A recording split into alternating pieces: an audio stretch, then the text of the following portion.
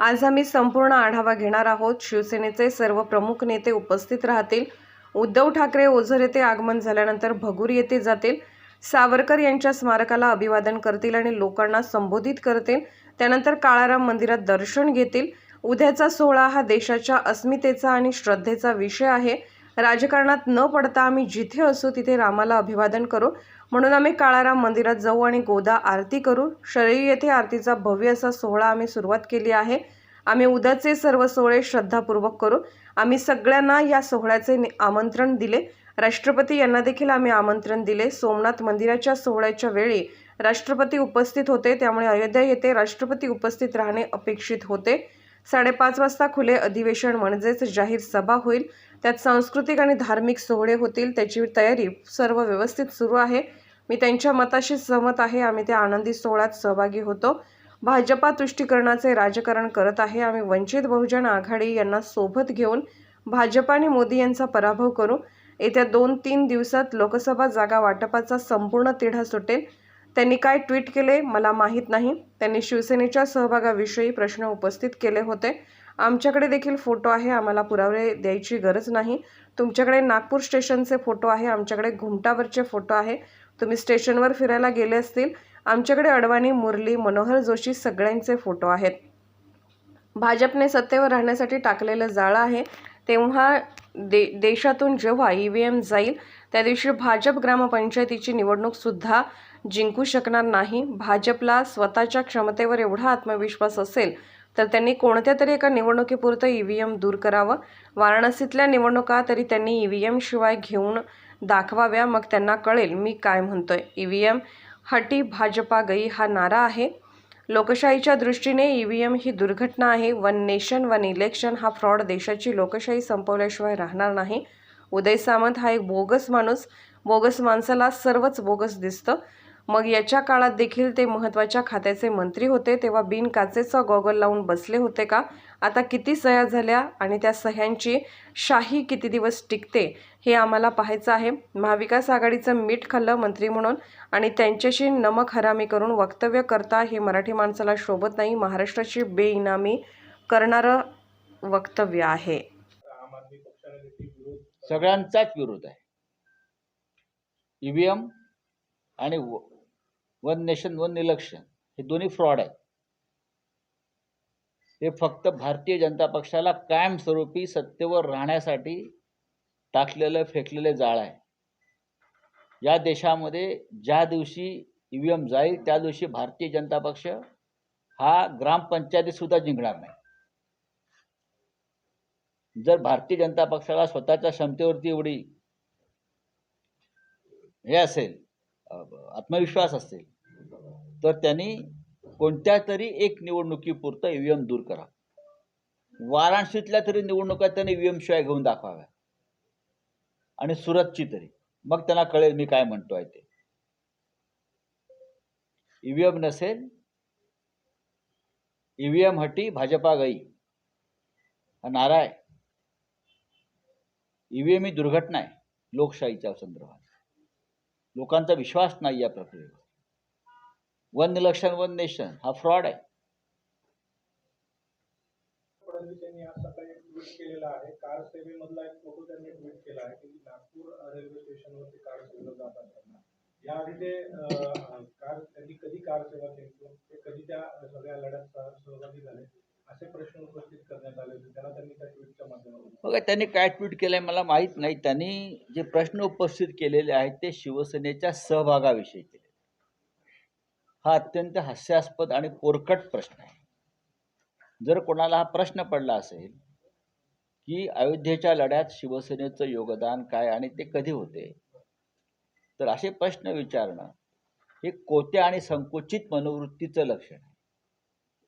अख्ख्या देशाला माहिती आहे की अयोध्येत शिवसेना काय करत होती, हे शिवसेनेचं योगदान काय, हिंदू हृदय सम्राट बाळासाहेब ठाकरेंचं योगदान काय आहे। त्यातले जे करसेवक होते ज्यांनी प्रत्यक्ष तिथे सहभाग घेतला, त्यातले अनेक करसेवकांना आम्ही उद्याच्या शिबिरामध्ये आमंत्रित केलं आहे सन्मानानं। आम्ही त्यांचा सत्कार करणार आहोत आणि डेमोक्रेसी क्लबला त्यासाठी एक प्रदर्शन आम्ही केलेलं आहे शिवसेनेच्या सहभागाविषयी। ज्या आमच्याकडे उपलब्ध काही त्या संदर्भात, जसं त्यांनी आपला एक जुना फोटो टाकलाय नागपूरच्या फडणवीसांनी, तशी छायाचित्र,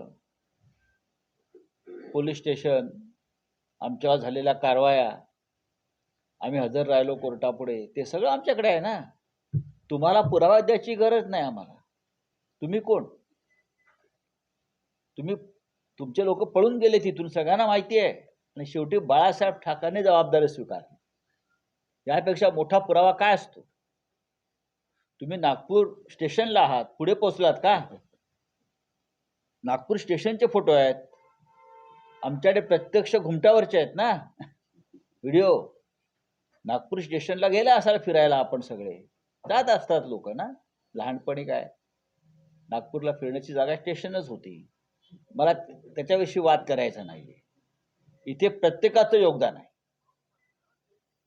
लालकृष्ण अडवाणी असतील, मुरली मनोहर जोशी असतील, उमा भारती असतील, त्या काळातले आमचे शिवसेनेचे सगळे खासदार तिथे उपस्थित होते. मनोहर जोशींपासून सरपोतदारांपर्यंत.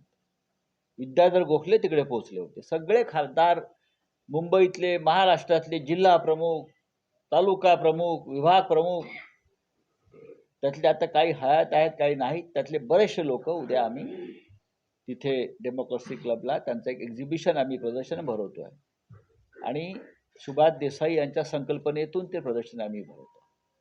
म्हणजे आम्ही देवेंद्र फडणवीस यांना आमंत्रित करतो, बरं का.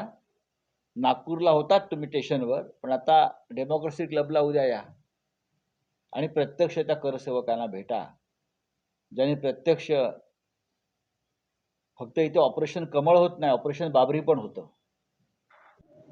भगूरला येतील, स्वातंत्र्यवीर सावरकरांच्या स्मारकावर अभिवादन करतील, तिथे जमलेल्या लोकांशी संवाद साधतील. आणि त्यानंतरचा संध्याकाळचा जो मुख्य कार्यक्रम आहे तो काळाराम मंदिरातली दर्शन आणि पूजा आहे. उद्या 22 तारीख आहे, 22 जानेवारी आहे.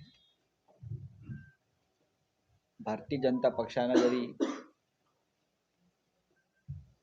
अयोध्येमध्ये राम मंदिरात प्राणप्रतिष्ठा सोहळ्याचा कार्यक्रम भारतीय जनता पक्षाचा म्हणून ठरवला असला, तर आमच्या दृष्टीनं तो या देशातल्या अस्मितेचा आणि श्रद्धेचा विषय आहे. आणि या राजकारण बाजूला ठेवून, जरी एक पक्ष राजकारण करीत असला या सगळ्या सोहळ्याचं, तर आम्ही सगळ्यांनी असं ठरवलेलं आहे की त्या राजकारणात न पडता आपण जिथे आहोत तेथे आपण प्रभू श्रीरामाला आदरांजली किंवा श्रद्धेनं, विनम्रपणे आपण त्यांची पूजा अर्चा करावी आणि आपापले कार्यक्रम करावे. त्यानुसार उद्या आम्ही काळाराम मंदिरामध्ये उद्धवजी आणि आम्ही सगळे शिवसेना नेते, हजारो शिवसैनिक येतील. आणि त्यानंतर आता संध्याकाळी लगेच तिथून गोदा तीरावरती गंगा आरतीचं प्रयोजन आहे, त्याची पण तयारी जोरात सुरू आहे. अशा प्रकारची आरती आम्ही अनेकदा अयोध्येच्या शरयू तीरावर केलेली आहे. जे इकडले भाजपचे लोक विचारतायत तुमचा अयोध्येशी संबंध काय, त्यांनी शरयू तीरावर आम्ही केलेले सोहळे, नेत्रदीपक सोहळे, ज्याची सुरुवातच आम्ही केली आहे, अशा प्रकारे भव्य गंगा आरती करण्याची ही तिथे शिवसेनेने केलेली सुरुवात आहे सातत्यानं.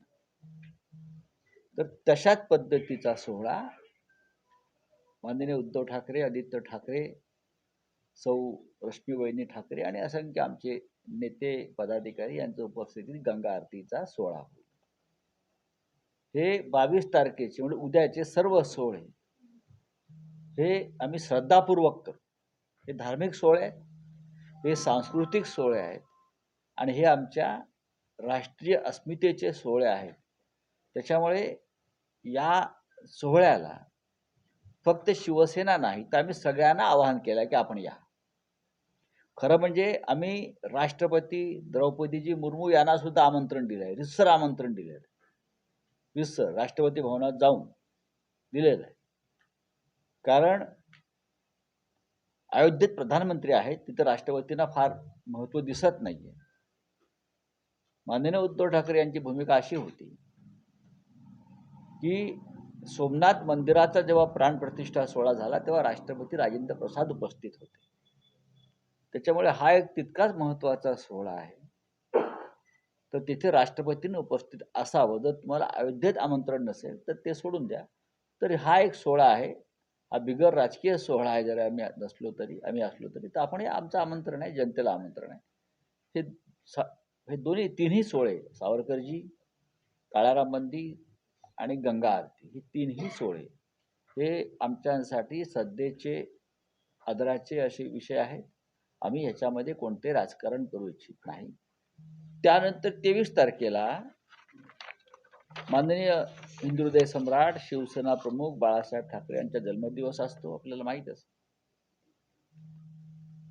आम्ही तो त्यांचा जन्मदिवस नेहमी आनंदाने साजरा करत आलो. नाशिकची निवड आम्ही त्या दिवशी राज्यव्यापी अधिवेशनासाठी केलेली आहे. हे अधिवेशन जे आहे हे डेमोक्रेसी क्लबला होईल. सकाळी 10 वाजता सुरुवात होईल अधिवेशनाला.